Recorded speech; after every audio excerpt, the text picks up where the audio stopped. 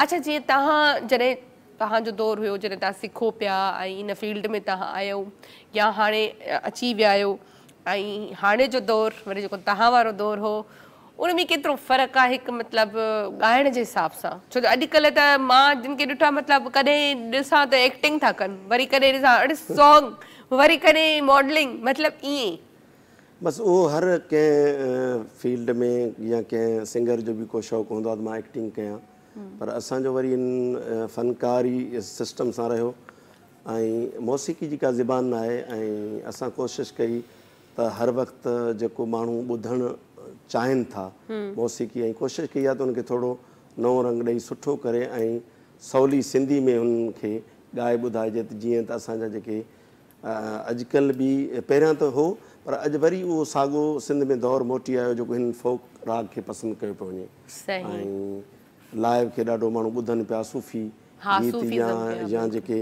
अॼुकल्ह जी जेका शाइरी सुठी आहे जेका सिंधी में सवली हुजे जंहिंमें को ॾुखिया लफ़्ज़ न हुजनि सादा लफ़्ज़ हुजनि उनखे घणो पसंदि कयो बिल्कुलु छो जो उहा ई ॻाल्हि आहे न असांजी जेका सिंधी आहे उन में काफ़ी लफ़्ज़ अहिड़ा आहिनि जिन जी माना जेका आहे न उहा सम्झण जे लाइ टाइम खपंदो आहे त हिन जी असल में लफ़्ज़ जी माना छा हूंदी छो जो हिकिड़े लफ़्ज़ जी 7 मीनिंग निकिरी अचनि थियूं 7 लफ़्ज़नि में मुख़्तलिफ़ उन्हनि खे काफ़ी माण्हू कुझु चवनि था काफ़ी माण्हू कुझु चवनि था त कॾहिं कॾहिं ईअं थींदो आहे त कुझु लफ़्ज़ अहिड़ा हूंदा आहिनि जेके असांखे सम्झण में टाइम लॻंदो आहे अच्छा जीअं सिंगिंग जी ॻाल्हि कंदमि त हिकिड़ो जेको सिंगर आहे उनजे ॻाइण ज़ाहिरी ॻाल्हि आहे का मामूली ॻाल्हि कोन्हे का ऐं वरी इन शइ में ऐं जॾहिं बि कंहिं सिंगर खां पुछंदी आहियां त उहे चवंदा आहिनि त अञा ॼणो असां सिखूं पिया छो जो इन जे करे ई ईअं सम्झो समंदर आहे त उस्ताद मंज़ूर अली ख़ान ॾिसो केॾो हुनखे उस्ताद जो लक़ब हो जॾहिं हुनखां कंहिं इंटरव्यू कयो साईं तव्हांखे उस्ताद माण्हू चवनि था तव्हां वटि हिन फ़न जी केतिरी नॉलेज आहे ज़ाहिर जेको सुवालु पियो करे त हुन त हिकिड़ो सुठो लफ़्ज़ पर उस्ताद हुन चयो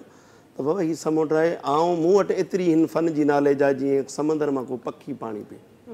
हाणे जॾहिं उन जा अल्फाज़ इहे आहिनि त असां वटि कुझु कोन्हे कुझु बि न आहे सही ॻाल्हि आहे उहो ई बाक़ी में त उहो ई मां पुछां पई त अॼुकल्ह जेके तव्हां ॿुधो था सिंगर्स असांजा खोड़ सारा सोशल मीडिया ते अची विया आहिनि या जेके शाइरी जो हिकु ॿ माण्हू अहिड़ा बि आहिनि जेको नचणु खपे पर बिगाड़ बि कनि था त उन्हनि जे लाइ तव्हां छा चवंदो त मतिलबु ईअं करणु खपे या न छो जो शाइरी या मौसीक़ी मूं ॿुधो आहे त हिकिड़ो चवंदा आहिनि इहा इबादत बि आहे त उनखे ईअं बिगाड़णु त न उहो त हाणे न करणु खपे छो जो ही बिल्कुलु असां जॾहिं सिखंदा हुआसीं उस्ताद असांखे सची पुछो त कॾहिं वुज़ू खां सवाइ हुननि असांखे हारमोनियम ते हथु न रखणु ॾिनो त बाबा पहिरियां वुज़ू कयो माना पाकाई जो असांखे वॾो दर्स जॾहिं इहे असांखे उस्ताद जेके असुलु उस्ताद हुआ जेके सेखारींदा हुआ उहो त असांखे इलाही शयूं ॿुधाईंदा हुआ ही रोज़ी रिज़्क़ जो मसइलो आहे तव्हांजो ऐं हिन सां तव्हां बिल्कुलु तव्हां जॾहिं बि हिन खे ॻायो त लफ़्ज़नि में बि पाकाई हुजणु खपे पर हाणे छा आहे जो असांजा ॿारहाड़ी जा माण्हू कुझु शाइर अहिड़ा आया जेके उन्हनि थोरो सादनि लफ़्ज़नि में थोरो कुझु शयूं ज़ाहिर करे ॿुधायूं त जीअं हुननि खे का ॾुखियाई न थिए सम्झण में असुलु जेका सिंधी असांजी जेका साईं लतीफ़ साईं जी आहे उहा ॿोली ॾिसो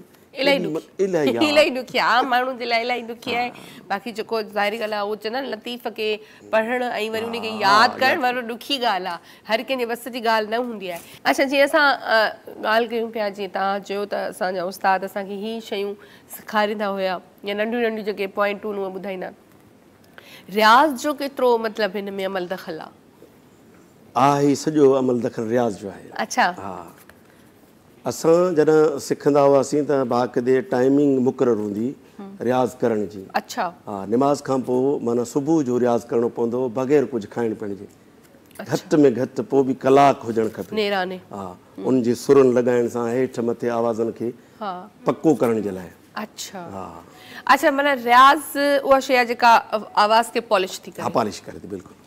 अच्छा जीअं हूअं काफ़ी माण्हू ईअं चवंदा आहिनि अॼु मुंहिंजो गलो ख़राबु आहे या मूं रियाज़ न कयो आहे तंहिंजे करे थोरो आवाज़ु मुंहिंजो उणिवीह थी वियो आहे त छा इहो इन जे करे थींदो आहे बिल्कुलु असां हक़ीक़त में हाणे त असां वटि बि टाइम न रहियो आहे बचियो आहे बाक़ी हक़ीक़त में हीउ असांजो जेको पुराणो रियाज़ कयल आहे न उहे तॾहिं असांखे हींअर कमु पियो ॾिए अञा न त उहा शइ हींअर वक़्तु न हुजे हा सही अच्छा तव्हां छा था सम्झो त जेके सिंगर्स आहिनि जीअं न हिकिड़ो त तव्हां टाइम जी ॻाल्हि कई पर हिकिड़ो तव्हांजो प्रोफेशन त आहे न ही जेको प्रोफेशनल सिंगर आहे या जेके असांजा वॾा वॾा सिंगर आहिनि मुंहिंजे ख़्याल में त उहे रियाज़ खे नथा छॾनि। हाँ, छो जो असल में उन्हनि खे एतिरा प्रोग्राम थी था वञनि जो उन्हनि खे रियाज़ करण जो टाइम काफ़ी दोस्तनि खे घटि थो मिले, इन जे करे छो जो सॼी राति महफ़िलूं था कनि, उन्हनि वटि उहो थी थो वञे, वरी अचे थो, वरी महिमान अचण मिलण वारा शुरू थी था वञनि, त इहे इन्हनि शयुनि जे करे बि थोरो, मगर रियाज़ पोइ बि करणु खपे जेतिरो टाइम मिले उनखे। अच्छा जी जी। अच्छा, हूअं माना हिकिड़ा जेके सिंगर हूंदा आहिनि त उहे पंहिंजे खाइण पीअण जो इलाही ख़्यालु रखंदा आहिनि, उहो बि इन जे करे त गलो ख़राबु न थी वञे, त छा इहे शयूं बि मैनेज? बिल्कुलु, इहे सभु शयूं ॿुधायूं त बाबा तव्हांखे थधो पाणी न आहे पीअणो, चांवर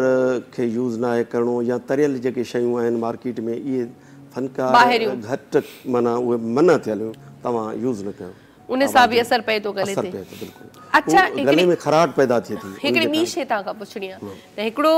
ॿार आहे नंढो,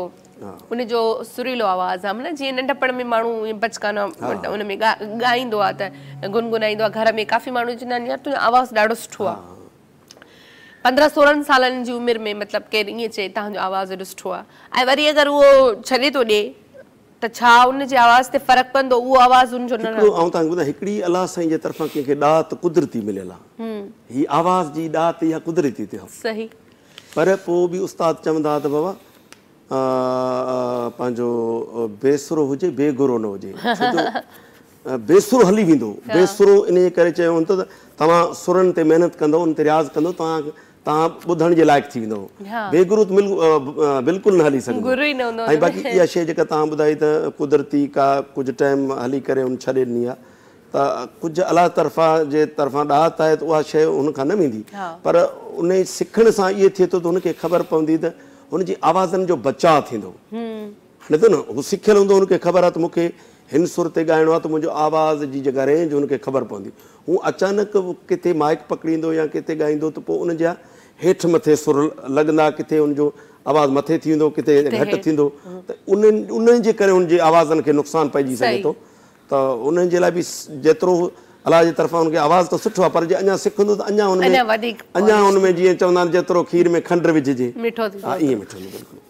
तमामु सही। सो बहरहाल ईअं वाक़ई काफ़ी माण्हू असां ॾिठासीं जिन जो आवाज़ शुरू में मतिलबु ॾाढो सुठो हूंदो, वरी पोइ हुननि खे उन फील्ड में वञिणो न हो न, हा, छो जो उन में हुन जेको रियाज़ न हुजण जे करे अॻिते हली हुनजा आवाज़,